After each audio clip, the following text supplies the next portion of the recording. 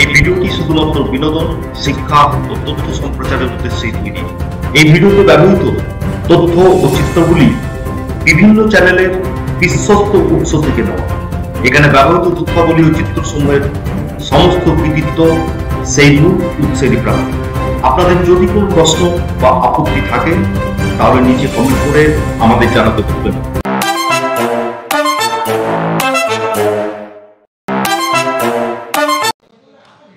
Medica হাসপাতাল থেকে ছাড়া পেলেন অভয়ের মা। গতকাল যে নবান্ন অভিযান, যেখানে ধুন্ধুমার পরিস্থিতি সৃষ্টি হয়েছিল, পার্ক স্ট্রিটে পুলিশের তরফে লাঠিচার্জ করা হয় এবং যে লাঠিচার্জের আঘাতে আহত হয়েছিলেন অভয়ের মা বাবা, এরকমই দাবি করেছিলেন তারা।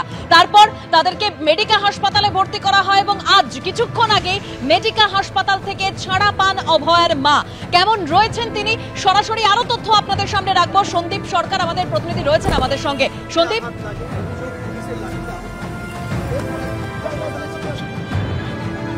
দেখো, কিছুক্ষণ আগে বাড়িতে এসে পৌঁছেছেন অভয়ের মা।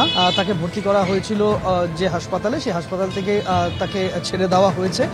যেহেতু চিকিৎসকরা পরামর্শ দিয়েছেন যে কয়েকদিন বাড়িতে বিশ্রামে থাকতে এবং তারপরে কোনো নিউরো বিশেষজ্ঞকে দেখিয়ে নিতে, সেই মোতাবেক কিছুক্ষণ আগেই হাসপাতাল থেকে 2:30 নাগাদ থেকে ছাড়া হয় এবং আধ ঘন্টা আগে তিনি এসে পৌঁছেছেন তার বাড়িতে।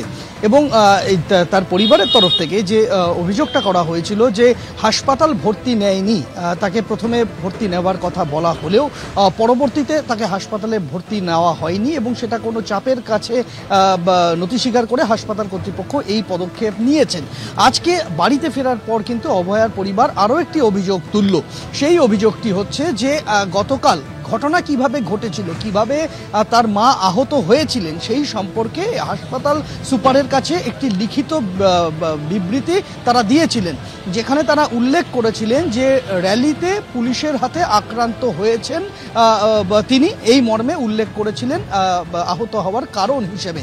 কিন্তু অভয়ার পরিবারের অভিযোগ, অভয়ার বাবার অভিযোগ, যখন হাসপাতাল থেকে ডিসচার্জ হচ্ছেন তিনি, তখন যে মেডিকেল লিগাল রিপোর্ট তাদের হাতে তুলে দিতে চায় হাসপাতাল কর্তৃপক্ষ, তাতে দেখা যায় যে ঘটনার কারণ হিসেবে কিভাবে আহত হয়েছেন তিনি, সেই কারণ হিসেবে যে বিষয়টা উল্লেখ করা হয়েছে, তাতে উল্লেখ করা হয়েছে যে র্যালিতে দুর্ঘটনায় আহত হয়েছেন। এই বয়ানের পরিবর্তন কেন, এই নিয়ে প্রশ্ন তুলেছেন অভয়ার বাবা এবং তারা সেই মেডিকেল লিগাল রিপোর্ট হাসপাতাল থেকে না নিয়েই বাড়িতে চলে এসেছেন এবং তাদের বক্তব্য যে এই বিষয়টা আদালতের সামনে তুলে ধরবেন তিনি এবং আদালতে এই বিষয়টা জানাবেন।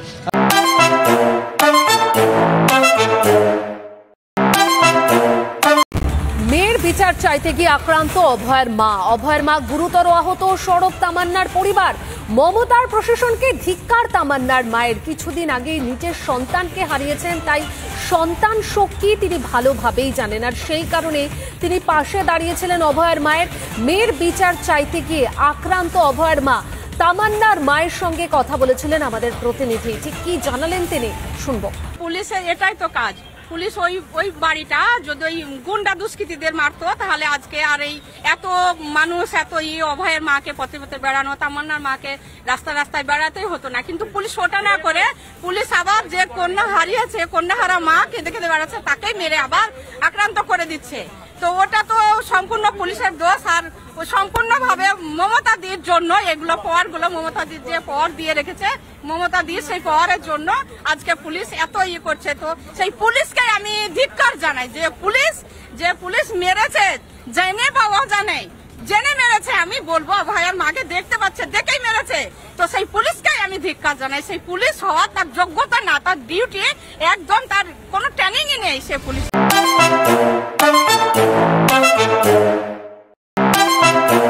মৃত্যুর 1 বছরে মমতার উপহার, অভয়ের বাবা মাকে উপহার পুলিশ মন্ত্রী মমতার।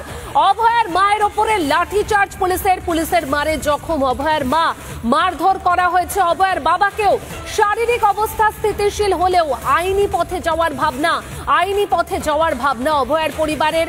অভয়ের মাকে দেখতে আসতে পারেন অভয়ের পরিবারের আইনজীবী ফিরোজ ডুলচে। অভয়ের মৃত্যুর 1 বছর নবান্ন অভিযানের ডাক দিয়েছিলেন অভয়ের বাবা মা। সেখানে যে ছবি দেখা গেল, এ রাজ্যে রাজ্যের পুলিশ যারা মেয়েদের সুরক্ষা দিতে পারে না, হাসপাতালে সুরক্ষা দিতে পারে না, শিক্ষাঙ্গনে সুরক্ষা দিতে পারে না, কিন্তু যে ছবি আমরা দেখলাম সেখানে নির্বিচারে লাঠিচার্জ পুলিশের, বাদ গেলেন না অভয়ের মা।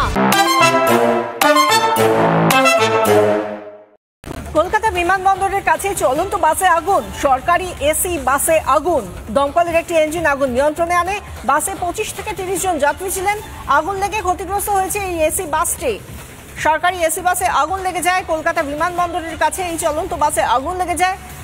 দমকলের একটি ইঞ্জিন আগুন নিয়ন্ত্রণে আনে। বাসে সেই সময় 25 থেকে 30 জন যাত্রী ছিলেন বলে খবর। সেই ছবি আমরা দেখাচ্ছি, যেখানে এই গাড়িটি থেকে যেভাবে ধোঁয়া বেরোচ্ছে, গাড়ির যাত্রীরা সেই মুহূর্তে তারা কেউ ভেতরে নেই, তারা বাইরে বেরিয়ে এসেছে এবং দমকলের একটি ইঞ্জিন, তাদের দমকল কর্মীদের লাগাতার চেষ্টায় এই আগুন নিয়ন্ত্রণে আনার চেষ্টা করা হচ্ছিল সেই সময়। এবং তখনও দেখতে পাচ্ছেন কিভাবে গল গল করে ধোঁয়া উঠছে।